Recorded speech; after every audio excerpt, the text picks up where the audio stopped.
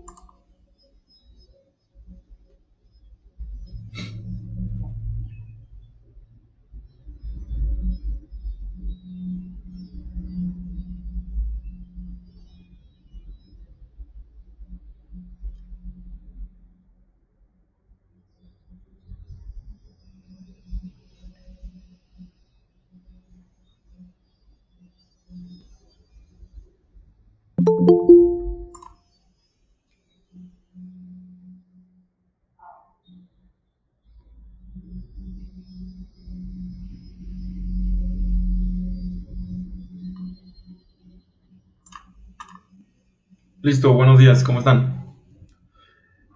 Requiero que para el momento, por favor, conecten su cámara o micrófono para tomar una captura de pantalla a los que ya están en clase y así tener una evidencia del trabajo que se está haciendo acá. No sé si quién pueda conectarse. ¿Qué tal, Eugenio? Buenos días. ¿Qué tal, Nancy? Buenos días. No sé si pueden conectarse. Les digo, no les toma mucho. ¿Qué tal, Diego? No les toma mucho tiempo para conectar su cámara. Tomamos unos 2-3 minutos para hacer la captura de pantalla. Y posteriormente, igual, cuando iniciemos la sesión, pueden desactivar su cámara. No se preocupen. ¿Qué tal, Jocelyn?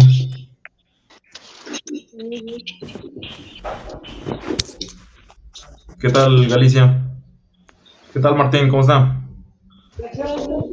Bien. ¿Qué tal, Olga? ¿Qué tal, Alexa? ¿Qué más está por ahí? Ok, entonces déjenles tomo una captura de pantalla y enseguida... Daniel, ¿qué tal? Denme un minuto.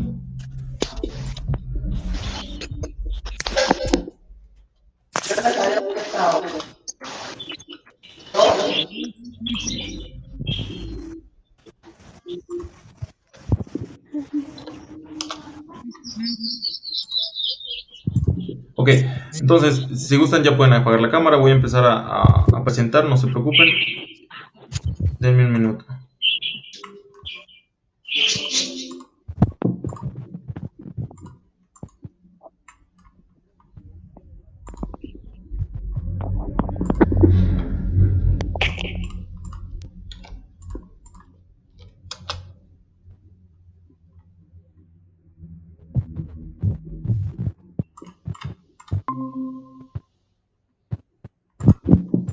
¿Me confirman, por favor, si ya aparece la presentación, por favor?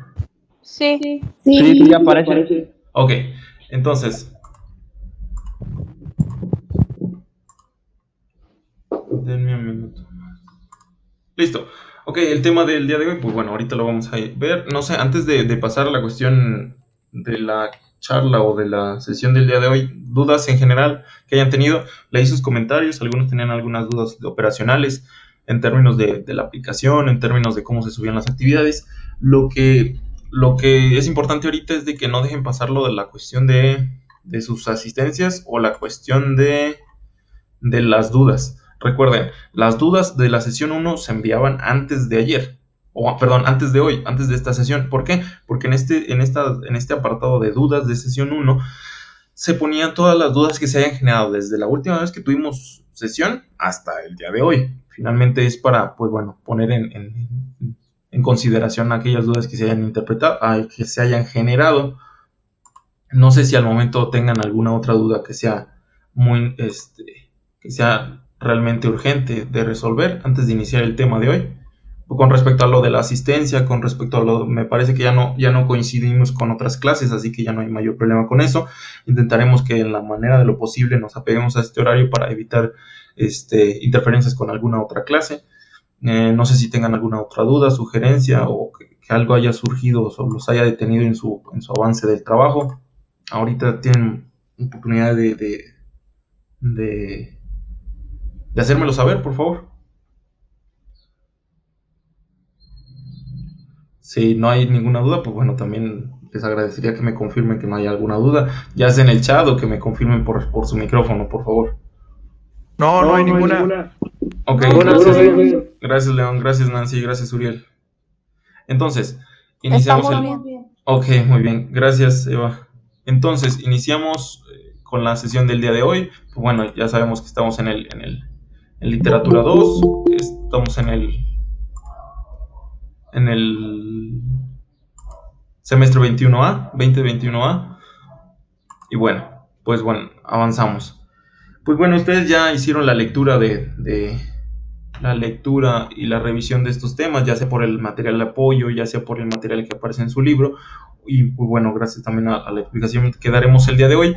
Pues bueno, nosotros encontramos que el género lírico lleva por nombre lírico por aquel instrumento musical que se llama la lira. No sé, en este aspecto es un instrumento parecido al arpa, pero el arpa es un poco más grande.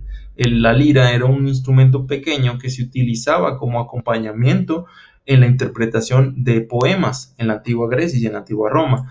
Por lo tanto, con el paso del tiempo se asoció a este instrumento musical con la generación, la recitación o la interpretación de los poemas. Generalmente en el género lírico, que está relacionado íntimamente con los poemas, predomina la función emotiva o expresiva. ¿Qué significa la función emotiva o expresiva? Pues bueno, corresponde a la expresión del mundo interior de un sujeto, ya que la lírica configura un yo. Pero consideren que, a pesar de que esto es muy personal y subjetivo, esto también puede ser compartido por una comunidad. Significa que esta función emotiva o expresiva se puede compartir no solo con el sujeto personal, sino también con una comunidad. Después tenemos que en la lírica se manifiesta principalmente estados de ánimo. En este caso se considera como estados anímicos. ¿A qué nos referimos con estados anímicos? Pues bueno, a los estados que una persona puede experimentar bajo ciertas circunstancias, ya sea felicidad, enojo, tristeza, amor. Y generalmente los poemas son producto de estos estados anímicos. Si una persona es feliz y está escribiendo, seguramente su poema estará relacionado con aspectos favorables de la vida o del amor.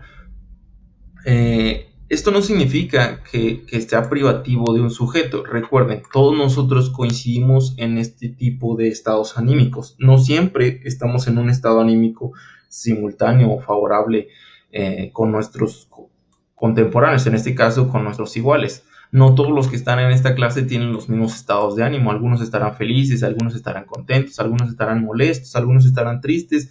Dependerá de sus condiciones sociales, las cuales determinen estos estados de ánimo. Eso nos referimos con los estados de ánimo. Y generalmente en el género lírico podemos encontrar que se realza esta problemática. Generalmente la mayoría de los poemas hacen referencia a estados anímicos. Y bueno, recuerden, estos estados anímicos, a pesar de ser diferentes en cada uno de nosotros, en diferentes periodos de nuestra vida pueden ser iguales. Posiblemente coincidamos en algún momento con felicidad, coincidamos en algún momento con la tristeza. Y esa coincidencia es la que usan los escritores de la lírica o los escritores o poetas para manifestar sus estados de ánimo. Porque a lo mejor no es lo mismo leer un poema de tristeza cuando uno está contento o cuando uno está molesto, a leerlo cuando uno está triste. Finalmente le llega el mensaje cuando uno está triste, porque se siente que está en el mismo estado anímico que el autor. Y esa es como la cuestión sentimental del género lírico. Les iba a poner un pequeño video de un minuto y ustedes me avisan si se puede visualizar. Termino de compartir. No les voy a dejar de compartir, denme un minuto.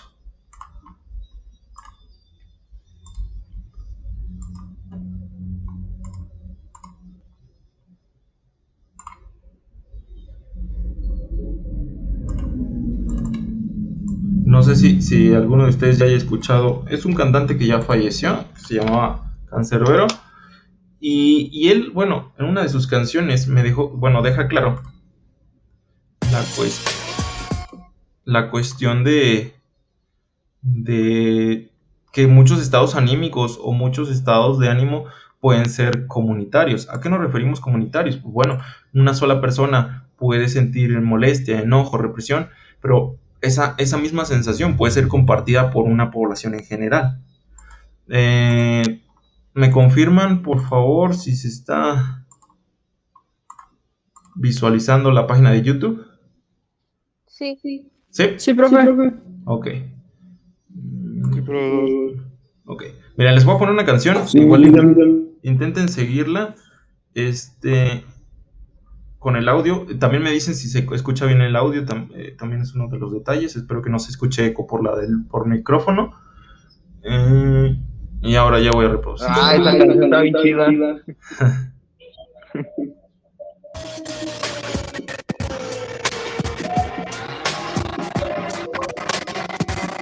Sí, creo que está un poco lento.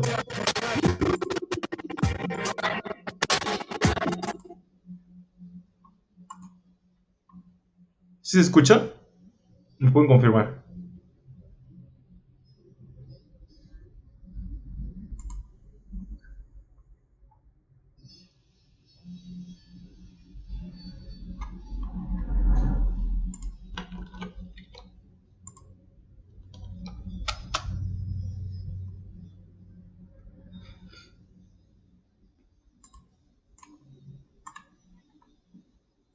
Me rodeo, les comento que el mundo en el que estamos viviendo se va. De repente oyendo que mientras esta rima llega hasta tu oído, fallece gente pues la muerte es más rápida que el sonido. Señores, déjenme decirles que les han mentido. El planeta está mal y muchos ya lo dieron por perdido. Que en algunos años seremos 9 billones ya, de los cuales 3 o más no tendrán un hogar jamás. Incluso hasta la educación de hoy en día está basada en repetir alguna filosofía. Estudiar importa, pero para abrir tu mentecilla que cerrada no funciona tal cual como una sombrilla. Después de las manos hay bombas bajo donde estamos que no han estallado porque alguna mano no ha deseado. Es un chiste con cara que existe un gobernante honrado. El poder puede corromper a cualquier ser humano. Capitalismo, socialismo, comunismo practicado, pero el resultado ha sido casi el mismo. El hombre por instinto busca el beneficio propio, guerra eterna. Hoy por petróleo, como antes por obvio observa. El Estado hace las leyes, pero bien blanco pasan barcos con toneladas de drogas de los narcos. ¿Tú crees que como en la TV? Que siempre al final del cuento el bueno está contento y el malo muere mene. Como la tele las maneja como quiere y en lugar de fichas juegan ajedrez, pero con seres puede. Que esta vida es el infierno para quienes sobreviven en ese más allá de donde se proviene. Debes decidir, saber no seguir o pensar diferente, pelear contra ti, tu mayor enemigo. Y saber lo que los rayos tratan de esconderte. Levántate contra los clanes que no quieren que se sabe y convertirte en una oveja más monte de ti. Contra los centros que no le conviene que tú pienses diferente a los demás. Hay personas que te quieren aceptar que el peor ciego es el de la venda, no se quiere quitar. El mundo está mal, mucho más mal de lo que crees. No puedes confiar ni siquiera en los diarios que lees. Todo está preparado y previamente pagado y comprado. Abran los ojos, estamos hipnotizados. Con juegos, con porno, con la violencia y su contorno. No quieren que pensemos en otra cosa que no sea el morbo. Enriquecimiento se llama, porque con un pueblo oculto. Ellos saben que arderían en llamas. Ya nadie se ama, el mundo se ama, el racismo vive. Me atrevo a pensar que casi 50 antes inclusive. USA y Europa humillando a los emigrantes que entró para llegar a su tierra con la ropa rota. Sin pan para meterse a la boca.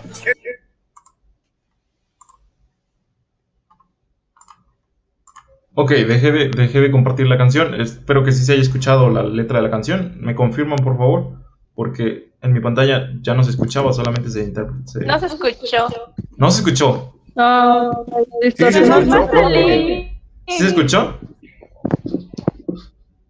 Sí.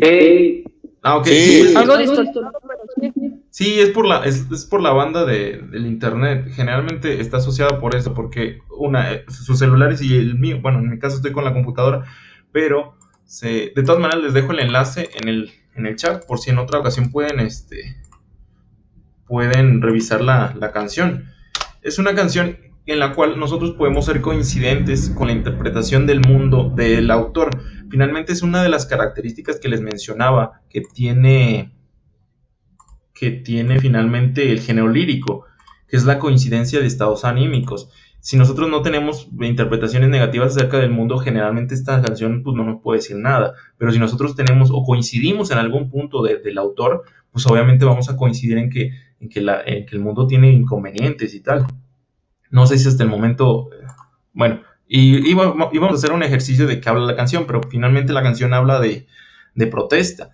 ¿Qué sentimientos se transmite? Pues hasta cierto punto frustración, impotencia de que pues el mundo funciona así, pero pues igual no sería útil que cambiara la forma en que se vive. Y bueno, ¿cuál habría sido la vivencia de que llevó al autor a escribirla? Pues bueno, les explico un poquito de este autor. Este rapero era un rapero venezolano, el cual pues bueno, falleció hace un par de años. Las causas de su muerte pues bueno, estuvieron inmersas en varias cuestiones medio sospechosas. No se sabe si el régimen venezolano tuvo alguna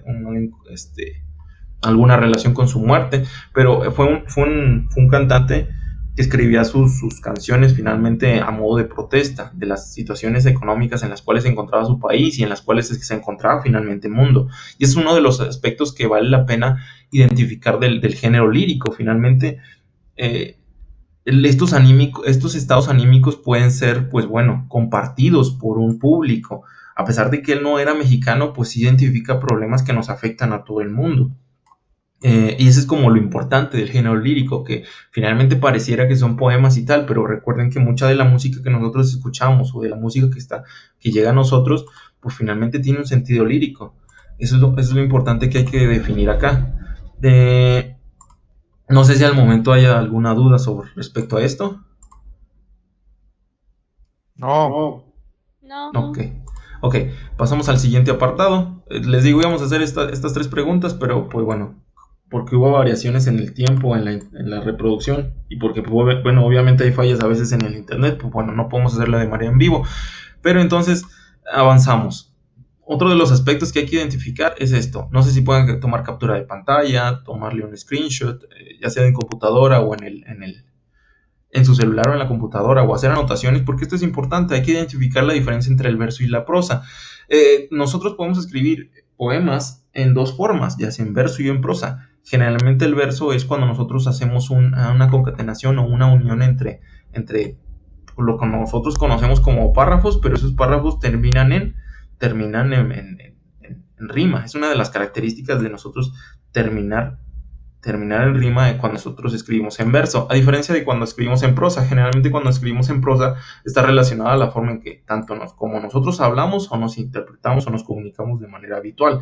Nosotros no hablamos en verso. Cuando platicamos con una persona, obviamente no intentamos buscar que al final de cada una de nuestras oraciones haya coincidencia, haya métrica o haya rima. Finalmente, eso es una de las características del género lírico, que es el verso. No significa que en prosa no haya poemas. Sí hay muchos poemas que están escritos en prosa de la manera regular en que nosotros escribimos, pero una de las características es el uso del verso. Recuerden, el verso es una línea, que es nuestra unidad mínima del aspecto poético, y que generalmente tiene o coincide en rimas con los versos subsecuentes. Nosotros tenemos algunas de las características, se las voy a enmarcar aquí, que es una forma especial de expresarse. Generalmente está en función emotiva. En este caso, la función poética o función emotiva se hacen presentes en la búsqueda de adornar el lenguaje. Posee ritmo, musicalidad, y se consigue a través de determinados elementos. El ritmo y la musicalidad se logra gracias a la métrica. La métrica es el conteo de sílabas de cada uno de nuestros versos o de cada uno de nuestros renglones, para simplificar. Pero recuerden, cuando nosotros hablamos de verso, no hablamos de renglones. En prosa sí podemos decir que este es el renglón 1, este es el renglón 2, este es el renglón 3, el 4, el 5 y así sucesivamente. Pero cuando nosotros estamos viendo que es algo escrito en verso, no les podemos llamar renglones, les tenemos que llamar versos. Este es un verso, déjenlo, hago con el marcador. Este es un verso, este es otro verso y este es otro verso. Cada una de estas líneas significa la unidad mínima poética, que es el verso. En este caso, pues bueno, la prosa es nuestra forma habitual de escribir y de comunicarnos, no posee un ritmo especial. Nosotros podemos escribir de manera continua sin tener que regular nuestra métrica y nuestra búsqueda de la rima. Y las oraciones no tienen el mismo número de sílabas. Pudiera ser que esta línea tenga diferentes sílabas que la penúltima o que la última. Por tanto, la prosa no se busca esa métrica y se escribe ocupando todo el renglón. Los enunciados se disponen de forma continua. Significa que no hay pausas entre cada uno de los renglones. Las únicas pausas que podemos interpretar pues, son los puntos y las comas. A diferencia del verso. En el verso sí hay pautas que son la métrica y el uso de la rima y el conteo de sílabas. Generalmente no hay poemas que tengan el primer verso 14 sílabas y el último 2 sílabas. Generalmente hay ciertas reglas métricas que evitan eso. Pero más adelante veremos un poco a detalle ese aspecto. Antes de pasar en ese aspecto, quería hablar sobre el proceso histórico que ha tenido el desarrollo del género lírico. Ustedes ya en algunas de sus lecturas, en algunos de los materiales que tenían disponibles, pues pudieron encontrar un pequeño balance del origen del género lírico. No sé si al momento tengan alguna duda, ya voy un poquito rápido, pero ustedes díganme si tienen alguna duda, si no para detenerme. No. No. ¿No? Ok, entonces continuamos con la explicación. Muy bueno, ustedes ya saben que desde la época antigua nosotros podemos encontrar que uno de los autores más importantes de la época antigua pues, fue Píndaro. Hubo otros dentro del contemporáneos o anteriores a Píndaro, pero una de las características que menciona su libro y que aparece en la bibliografía es que Píndaro fue muy importante porque tenía odas triunfales, tenía la lírica coral griega, escribió epinicios, compuso himnos y cantos albino. Cantos albino, recuerden que Cantos albino era un autor romano, por lo tanto, y Cantos albino se refiere a todos estos que estaban asociados a las festividades y a la fertilidad. Después tenemos en la época antigua inician con los trenos y era una de las diapositivas anteriores. Miren, ¿qué eran los epinicios? Epinicios son cantos corales compuestos por los vencedores de los certámenes deportivos organizados en la antigua Grecia. Recuerden, una de las medidas que tomaron las polis griegas cuando se desarrollan en esta región de Grecia es que como estaban en constante conflicto bélico, o sea, literalmente peleaban constantemente por los territorios, por los recursos, lo que optaron era, en lugar de estar peleando físicamente, teniendo bajas y pérdidas humanas, optaron por lo que denominaron como los certámenes deportivos, que después se convirtieron en lo que nosotros modernamente conocemos como las Olimpiadas y tal. Estos juegos, incluían algunas luchas, carrera en trineos y tal. Y generalmente esto lo hicieron para compensar y evitar, las pérdidas humanas, porque finalmente siempre había este choque de quiénes son mejores en cada una de las polis griegas. Y para evitar estar en conflicto físico y pues, tener pérdidas humanas y evitar la muerte, lo que hacían era competir. En lugar de competir a nivel de batalla, competían a nivel deportiva. Y bueno, pues evidentemente en este tipo de competencias siempre había ganadores. A estos ganadores siempre se les si ustedes ganaban, a lo mejor no tenían un premio en especie. Generalmente no había premios en especie para estos competidores, pero sí había esto que se llamaba epinicio. Si ustedes eran deportistas importantes, se les generaban cantos corales. Los cantos corales, recuerden que son aquellos interpretados por varias personas. Y estos estaban compuestos, básicamente para los vencedores de los certámenes deportivos. Generalmente, si ustedes eran ganadores de alguna disciplina, se les generaba un epinicio y eran finalmente cantos corales para ustedes, en el cual se exaltaban sus habilidades, su capacidad deportiva y tal.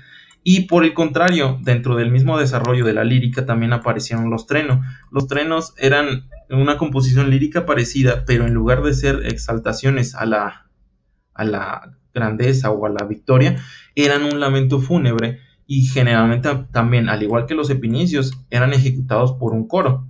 Recuerden, un coro pues es un conjunto de personas que cantan a la par, a la misma voz. Y pues bueno, no sé, también les iba a pasar otro video, pero no sé si sea conveniente por lo mismo de que la falla de técnica pudiera no ser muy útil, pero igual les dejo este enlace.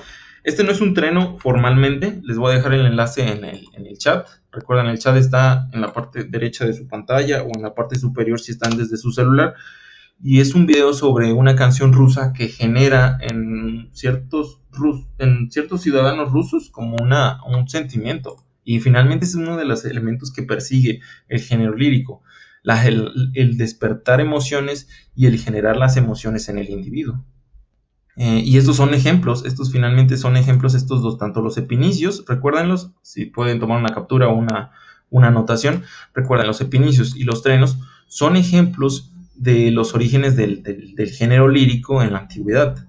Finalmente son como las principales expresiones del género lírico en la antigüedad. Igual, había odas, había himnos y otro tipo de elementos y canciones que se generaban en la antigua Grecia. Pero los epinicios y los trenos son los que mayor auge tienen por su aspecto fúnebre y por su aspecto de, pues bueno, que se hacen a los vencedores de los certámenes, asociado a estas cuestiones sociales. Después, bueno, hablábamos de que en la época antigua pues tenemos a Píndaro, uno de los mayores exponentes.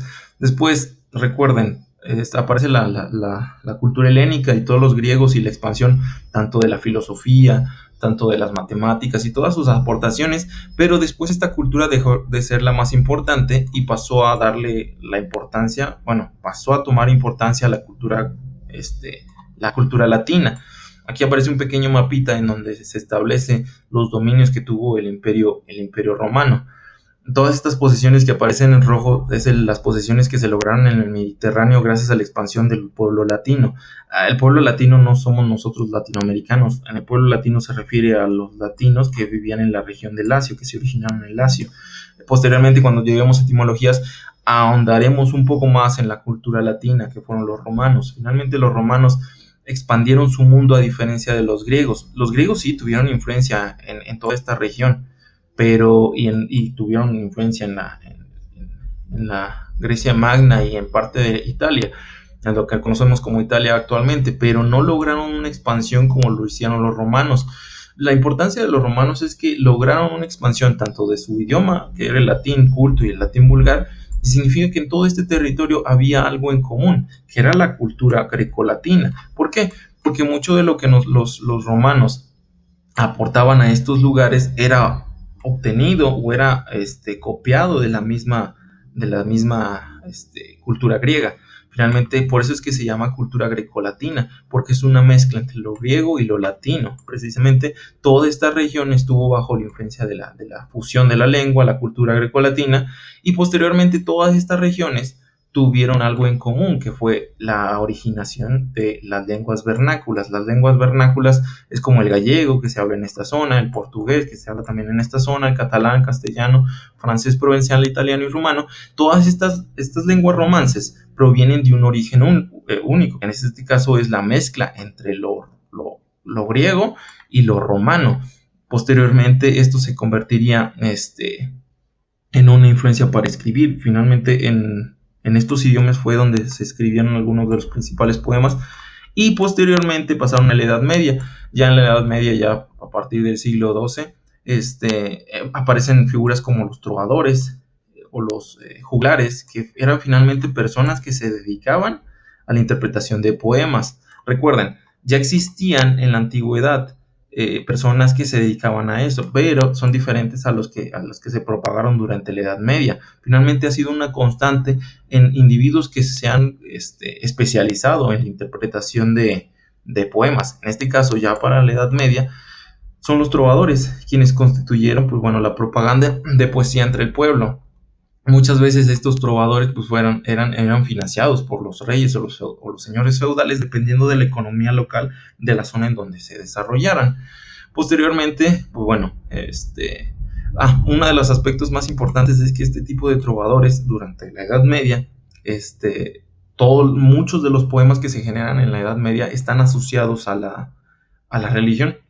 Generalmente muchas de las artes que se expresan en la Edad Media están asociadas a la religión, y generalmente, recuerden, una de las religiones que más expansión tuvo en el mundo fue la religión, en este caso cristiana, fue el cristianismo. El cristianismo, gracias a la expansión de los romanos, logró llegar a mayores territorios, indirectamente, porque finalmente al principio el cristianismo no era la religión aceptada por los romanos, pero gracias a unas reformas que hubo dentro del desarrollo del Imperio de Occidente, se generó el que mucho de este territorio que está en rojo tuviera una misma religión. Al tener una misma religión, un mismo idioma, tenían generalmente las mismas influencias.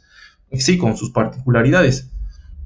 Después ya dejamos la Edad Media y aparece el Renacimiento. En el Renacimiento se considera como una de las etapas con mayor auge del arte, porque muchos de los individuos empiezan a tener excedente de capital, o sea, empiezan a tener mucho dinero y empiezan a poder financiar a otros individuos que se dedicaban específicamente al arte.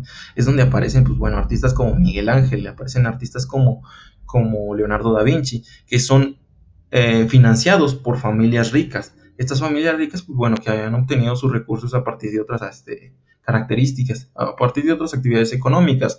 Pero una de las características de la lírica o literalmente del Renacimiento es que se se posiciona nuevamente al hombre como centro del universo. Recuerden, en la Edad Media se había perdido la figura del hombre. Generalmente todas las interpretaciones poéticas que se hacían en este periodo, la mayoría tenían un aspecto religioso, a diferencia de en el Renacimiento. En el Renacimiento los autores de poemas vuelven a mirar al hombre como como el centro del universo, o sea, como lo más importante que podían identificar. Es una de las características. Entonces, en la época antigua inician los inicios, valga la redundancia, inician algunas de las expresiones artísticas y algunas de las expresiones del género lírico. Posteriormente estas se transforman y llegan a mayor cantidad de partes del mundo gracias a la expansión romana. Posteriormente, al estar unificado bajo una misma religión y bajo algunas lenguas parecidas o similares, bajo una misma raíz etimológica, logran desarrollarse posteriormente, pero se desarrollan, pero bajo condiciones en las cuales todos los aspectos estaban girando en torno al aspecto religioso.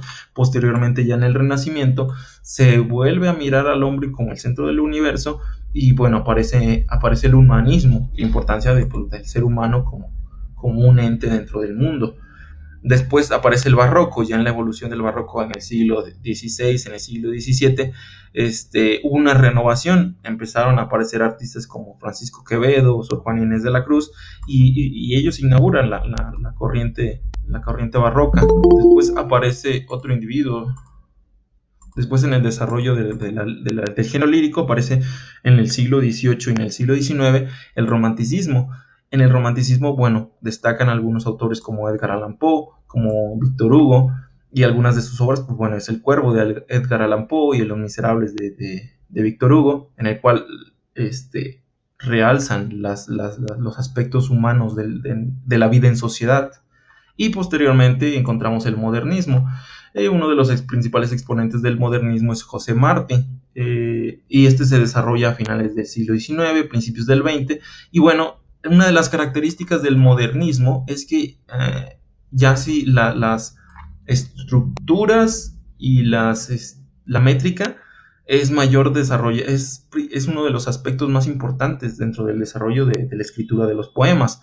Antes sí se respetaban ciertas reglas, pero es a partir del modernismo en el cual se establecen como criterios más estrictos con respecto a la métrica. Más adelante iremos viendo qué es la métrica. No sé si al momento, les digo, este es un breve resumen como del desarrollo del género lírico. Posteriormente iremos viendo puntualmente cada una de estas épocas, porque es uno de los temas que también iremos desarrollando. Y, pues bueno, ahorita veremos como los aspectos constituyentes de fondo y de forma respecto al género lírico. No sé si al momento tengan alguna duda antes de avanzar al siguiente tema. No, ninguna. No, profe. No, está bien. Ok, ¿seguros? Sí. Ok, Sí. bueno, muy bien. Entonces, avanzamos. Sigo presentando. Ok, miren, aquí tenemos obra lírica. La obra, ustedes identificaron uno de sus trabajos, es hacer una infografía con los elementos de forma del género lírico. Lo que no explicamos o lo que no aparece dentro de sus actividades son los constituyentes de fondo, y eso lo explicaremos el día de hoy. También explicaremos los constituyentes de forma.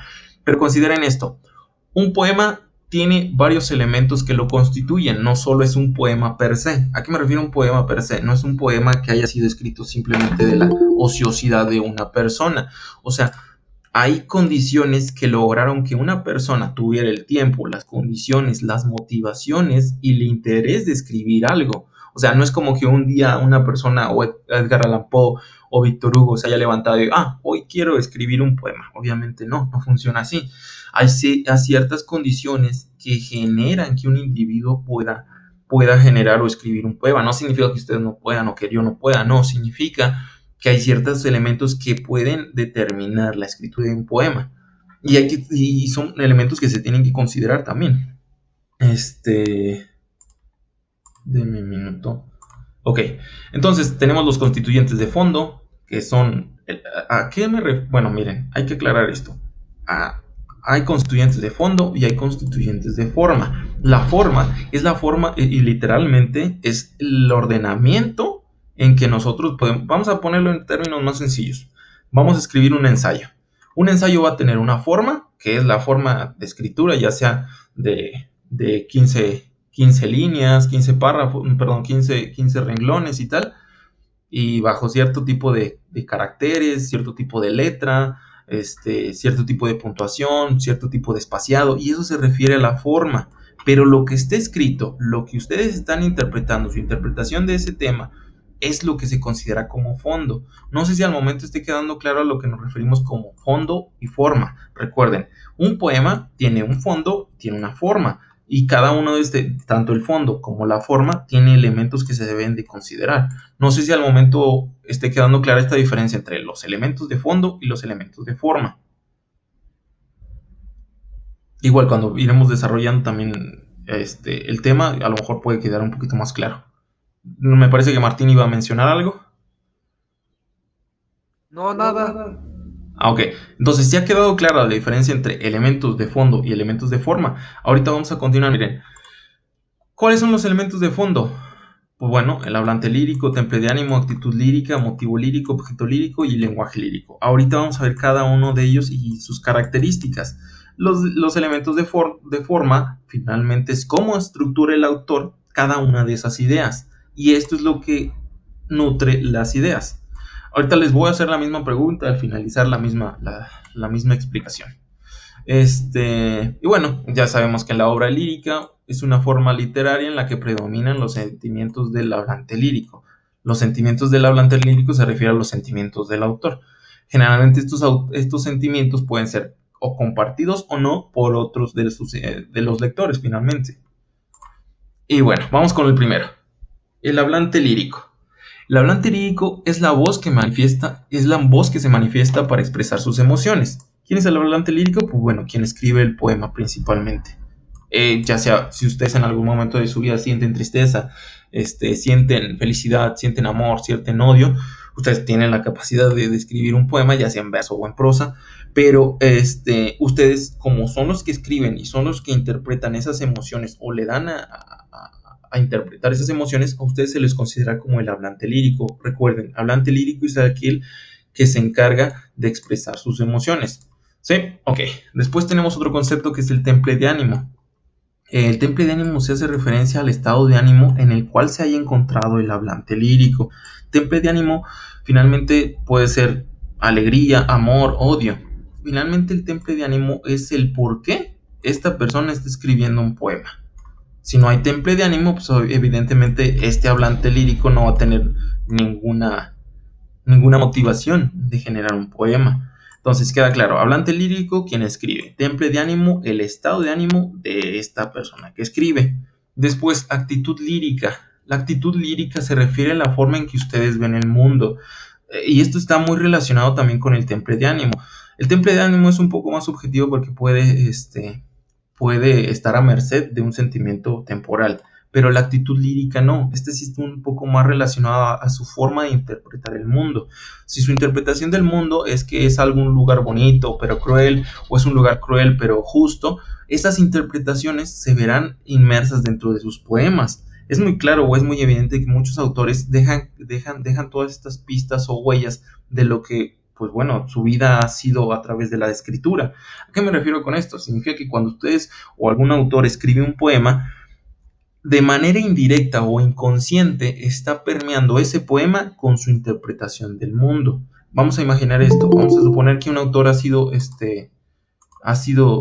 feliz durante toda su vida. Obviamente va a hablar cosas bonitas del amor, va a hablar cosas bonitas de la vida, pero imagínense lo contrario, un individuo que haya tenido muchos problemas y problemáticas. Generalmente es muy probable que su interpretación del mundo sea muy diferente, y eso es a lo que nos referimos con la actitud lírica. Es el modo de mostrar el mundo. A lo mejor para nosotros es un mundo bonito, a lo mejor para nosotros es un mundo muy cruel. Dependerá de esta actitud lírica o de los, como aparece en la imagen, de los anteojos con los cuales veas al mundo. Finalmente, eso es a lo que nos referimos con la actitud lírica. Esta imagen es de una película que se llama They Live. Es una película antigua que es como de 1986, en la cual el protagonista encuentra unos lentes que le dan la capacidad de visualizar las cosas tal cual son, y se da cuenta que las cosas tal cual son no son muy bonitas como cuando no tenía el uso de los lentes. Eso es nada más una referencia cinematográfica. Entonces, tenemos hablante lírico, temple de ánimo, actitud lírica y ahora el motivo lírico. ¿Qué es el motivo lírico? Pues bueno, es la idea, la situación o emoción y sentimiento sobre el cual el hablante lírico constituye el poema. Vamos a suponer que el motivo lírico puede ser el amor, el motivo lírico puede ser el odio, el motivo lírico puede ser la desesperación. Finalmente, ¿qué motiva al autor a generar un poema? Esto es la principal intención. El motivo lírico es lo que mueve al autor a generar un poema o a realizar un poema. La actitud lírica, recuerden, es la forma en que él ve el mundo. El temple de ánimo es con qué temple de ánimo o con qué estado de anímico está enfrentándose el autor. El motivo lírico es qué es lo que lo motiva finalmente a escribir un poema. Después pasamos por otro constituyente de fondo, que es el objeto lírico. El objeto lírico es la representación que permite al hablante mostrar la interioridad, es la inspiración poética. Podemos decir que el objeto lírico, vamos a suponer que nosotros queremos hablar del odio. En este caso, el odio, bueno, podemos utilizar como objeto lírico, nuestro motivo lírico sería el odio. ¿Y nuestro objeto lírico sería qué? La guerra, porque finalmente la guerra es una expresión ¿de qué? Del odio, o del problema, o de la guerra y tal. Entonces nuestro objeto lírico sería la guerra y nuestro motivo lírico sería el odio. O también podemos tener una interpretación diferente, muy diferente, que sería el motivo lírico sería el amor y nuestro objeto lírico sería la guerra. Pero pues bueno, dependería como de la interpretación o de la creación del poema, de cuál es la coincidencia entre nuestro motivo lírico y nuestro objeto lírico. Y después tenemos otro de los elementos que constituyen el fondo, que es el lenguaje lírico. Constituye un uso determinado del lenguaje que permite constituir un mundo lírico. Incorpora figuras literarias. En las figuras literarias posteriormente las iremos revisando y se refiere al uso del lenguaje no literal, al uso del lenguaje no literal, al uso del lenguaje que no siempre pues tiene la interpretación directa, al lenguaje ya sea simbólico o al lenguaje connotativo. No sé si al momento denme un minuto. No sé si al momento haya alguna duda. Si ha quedado claro por qué nos referimos a estos como elementos constituyentes de fondo, porque finalmente no nos referimos, todos estos elementos no son como el autor escribe de forma física, se refiere al por qué o bajo qué tema está hablando el autor. Por eso es de que se llama de fondo. ¿Por qué? Porque es el fondo que está en el poema, porque puede ser un poema sobre el amor, y sí, está escrito, no sé, en tres versos o en 4 versos y en 2, pero no sé si tengan alguna duda. ¿Alguna duda? No sé si pueden activar sus micrófonos. ¿Sí vamos claros en No. Entonces todo bien. Ok, entonces ya ha quedado claro a lo que nos referimos con los elementos constituyentes de fondo. Recuerden, fondo nos referimos a las ideas que están inmersas en el poema. Y contrario a eso tenemos La forma, no sé, si podemos avanzar al aspecto formal del poema.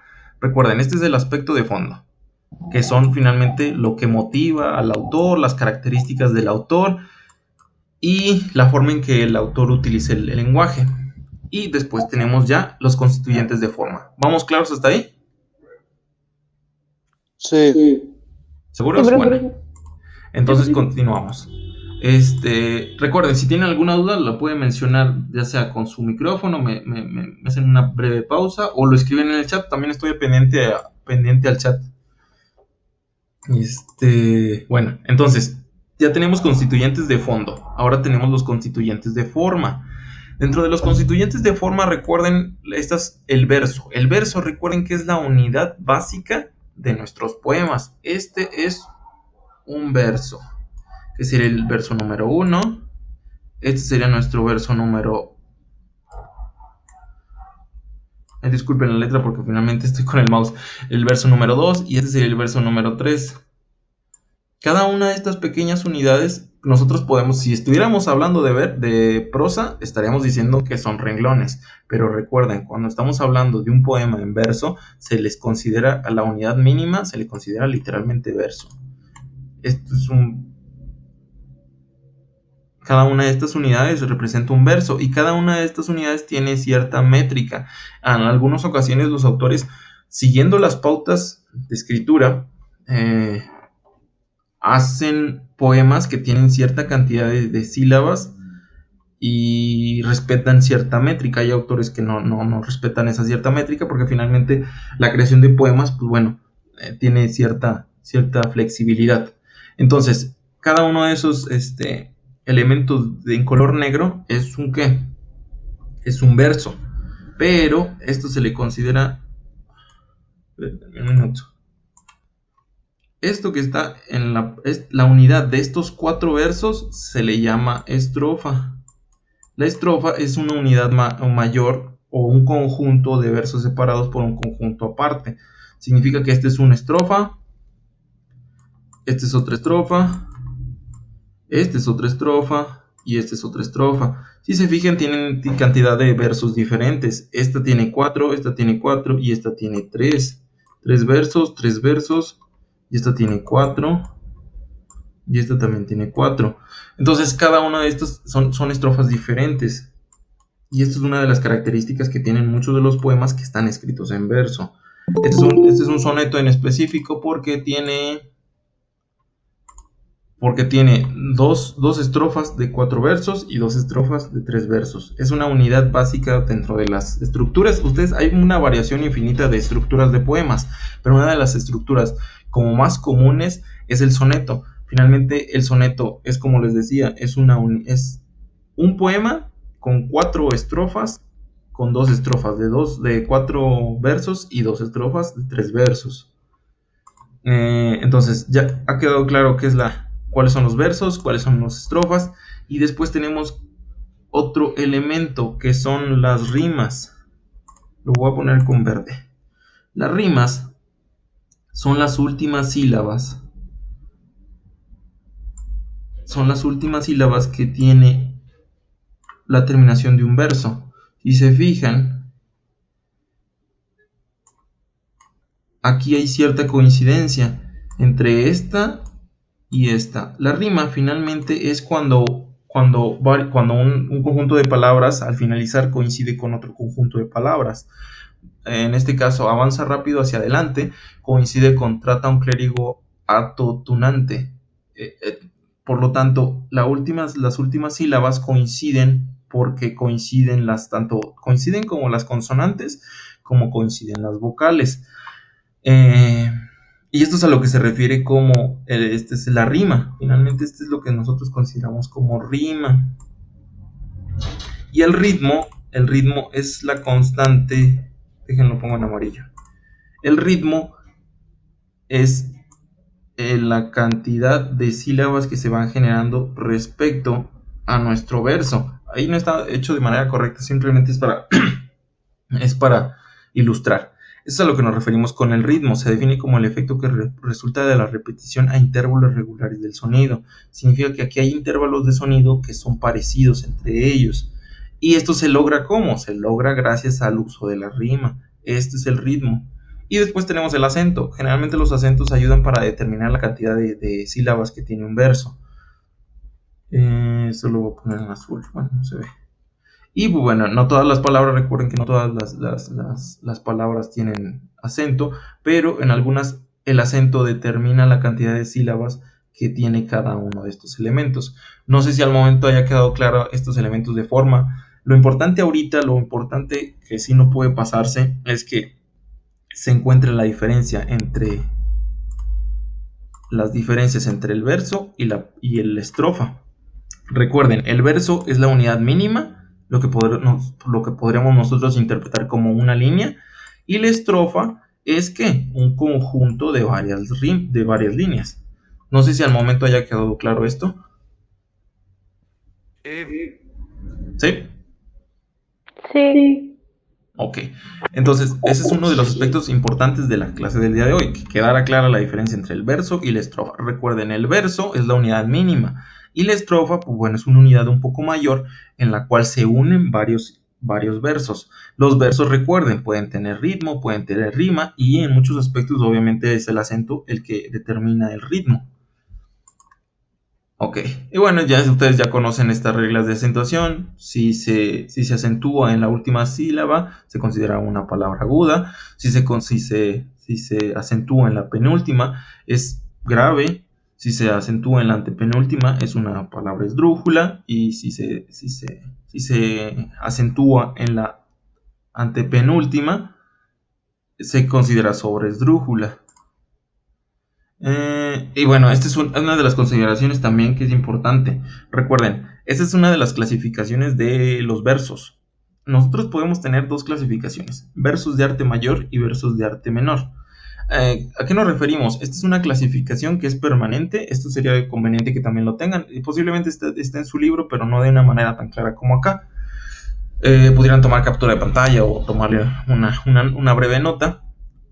¿Y por qué? Bueno, cada uno de los versos de nuestras unidades mínimas, cada una de estas unidades mínimas tiene una cierta cantidad de sílabas, y esta cierta cantidad de sílabas le determina un tipo de nombre.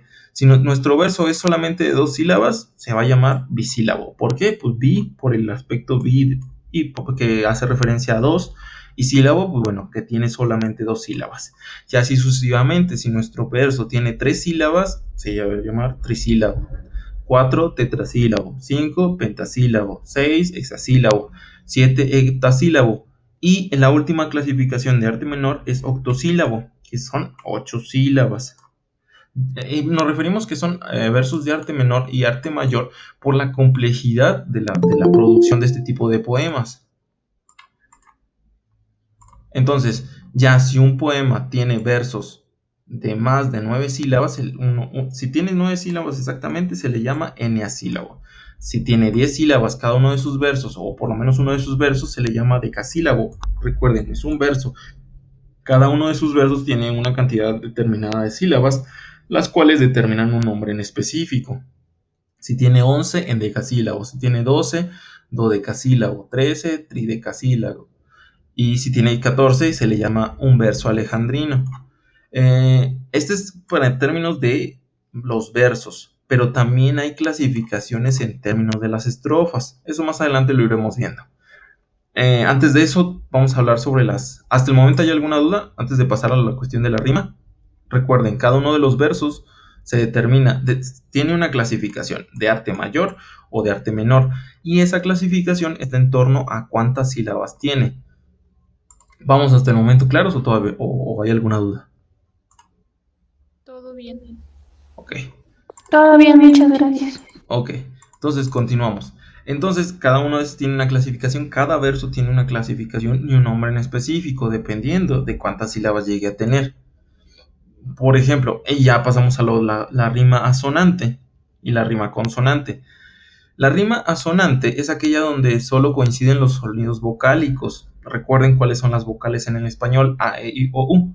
Significa que si nosotros tenemos una rima asonante, vamos a encontrar que solo coincide en la última vocal.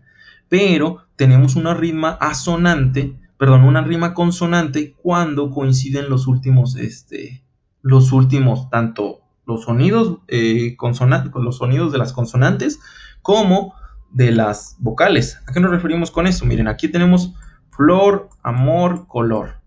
Termina en or, significa que coincide tanto en vocal como en consonante, por eso se le dice que es una rima consonante.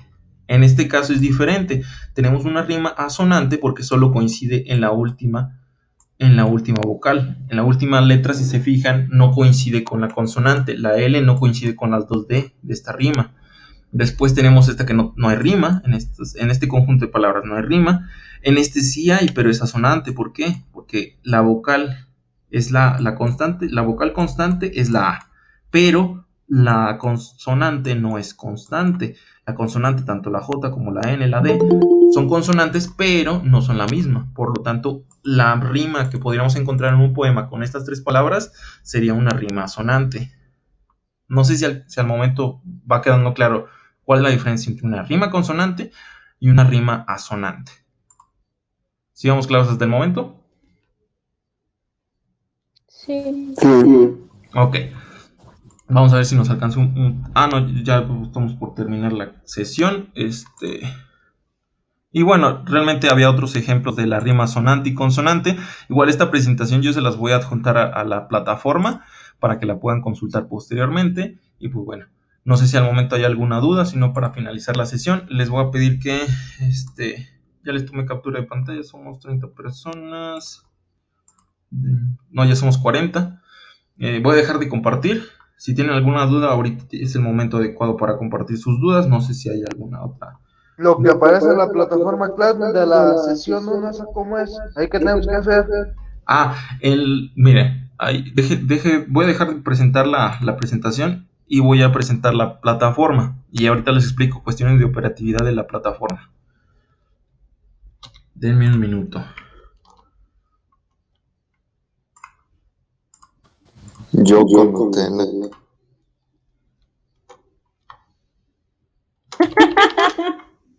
Diego.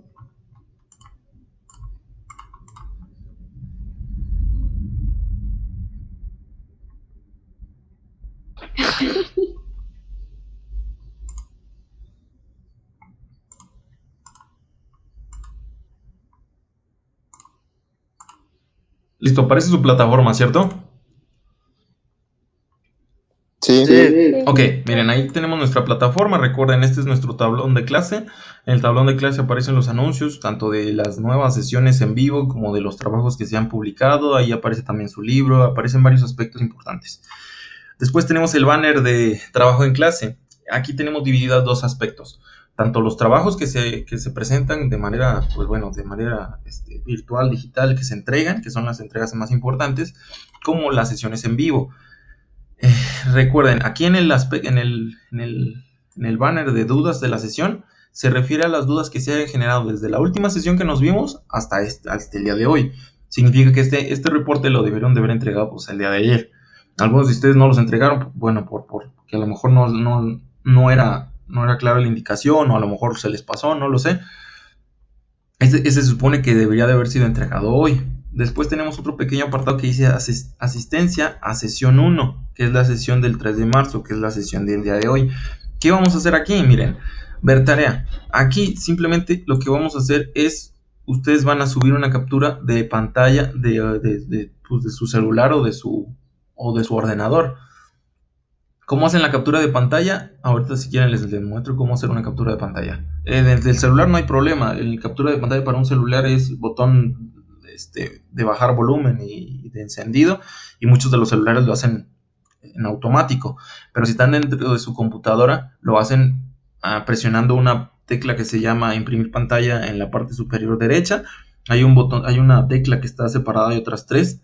Este es un conjunto de 3 botones que están separados en la parte superior derecha de su teclado. Dice imprimir pantalla. Le dan a imprimir pantalla a la captura de pantalla que tengan en su ordenador, donde se vea su fotografía de que están en la sesión.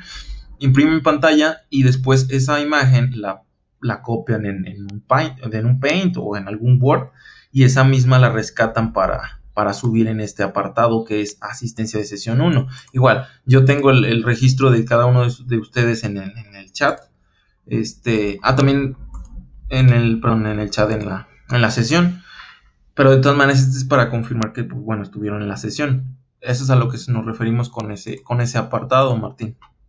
No sé si tenga alguna otra duda. Ok, ¿Sí? está bien. Ok. ¿Alguna otra duda aparte de la de Martín? Entonces eso tenemos que subir en PDF. No, esa es una imagen. Así tal cual usted hace la captura de pantalla de su celular o hace captura de pantalla desde su computadora, literalmente esa imagen que se haya generado la sube en ese apartado de asistencia. Es como la que habíamos subido de la semana pasada, ¿no? Así es. No sé si tengan alguna otra duda.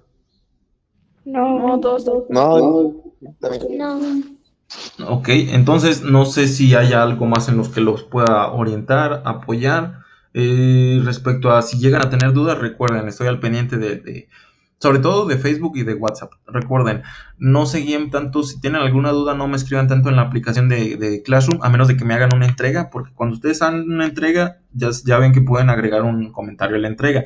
Esas entregas y esos comentarios sí los veo, pero si ustedes hacen un comentario aparte en otra publicación, es muy raro que llegue la notificación, así como ustedes me dicen que a veces no les llega la notificación de una publicación, así sucede conmigo también. Y no es una cuestión de notificaciones, es una cuestión de la misma plataforma que no manda todas las notificaciones en tiempo. No sé si hay otra pregunta, alguna otra consideración que tenemos para la clase. Recuerden, si tienen dudas, mándenme mensaje y recuerden esto, por favor, antes de las 8 y también un día antes por lo menos del día de la entrega, porque después me mandan mensaje, pero el mismo día de la entrega y pues obviamente ya no les puedo atender de manera eficiente y es algo que pues sí, no podemos dejar pasar. No sé si al momento tengan alguna otra duda. No, Si profe, no, todo está bien. ok. Entonces nada más les tomo una captura de pantalla a los que están acá conectados. Y pues bueno, de todas maneras yo tengo el registro de ustedes. Si se les llega a pasar la asistencia, pues bueno, evidentemente hay un porcentaje del 5%. Si no mandan la captura, sí lo van a tener, siempre y cuando se confirme con la captura que ustedes tienen y con la captura que yo tengo. Pues bueno, si no hay más dudas, pues bueno, nos despedimos, estamos en contacto. Recuerden, la próxima sesión es el 17. Si ustedes consideran viable o consideran que es necesaria una sesión para el próximo miércoles 10, con gusto, pero esto lo determinamos ya en el fin de semana, dependiendo de las dudas que les haya surgido a partir de la última asignación que tengan. No sé si estén de acuerdo. Sí, está bien. Sí, profe. Ok, Muy bien, profe. ya en esa sesión igual haremos la misma mecánica, pero ahí pues obviamente la asistencia será diferente porque ya se establecieron los parámetros de evaluación. Esa sesión sería más para aquellos alumnos que tengan ya más dudas en específico. Todos podrán asistir a ella, pero recuerden, sería como más recuerden, de todas maneras, cualquier tema que veamos se graba en la sesión y pues bueno, será compartido en la plataforma, ya sea en la plataforma de Classroom o yo les mando el enlace de YouTube al Facebook, cualquiera de los dos canales. Así que si llegan por alguna razón a no estar presentes en la sesión del 10, pues bueno, no hay problema. Si no hay más por el momento, pues bueno, damos por finalizada la sesión del día de hoy. Que tengan un excelente resto de semana, que tengan un excelente día y pues bueno, estamos en contacto. Si tienen alguna duda sobre cómo hacer las actividades, también yo les estaré compartiendo más material para que tengan aplicaciones y material de apoyo. No sé, pues bueno, damos por finalizada la sesión del día de hoy y que tengan un excelente día. No sé si pueden activarse. Gracias. Hasta luego. Gracias, Hasta luego, Diego. Hasta Gracias, luego. igualmente, profe. Que tengan un excelente día. Hasta Muy bien, luego. profe. Hasta luego. Hasta luego. Adiós. Adiós. Adiós, que tenga buen día. Hasta luego, igualmente. Gracias. Gracias, igualmente, adiós. Hasta luego. Adiós. Hasta luego, Diego.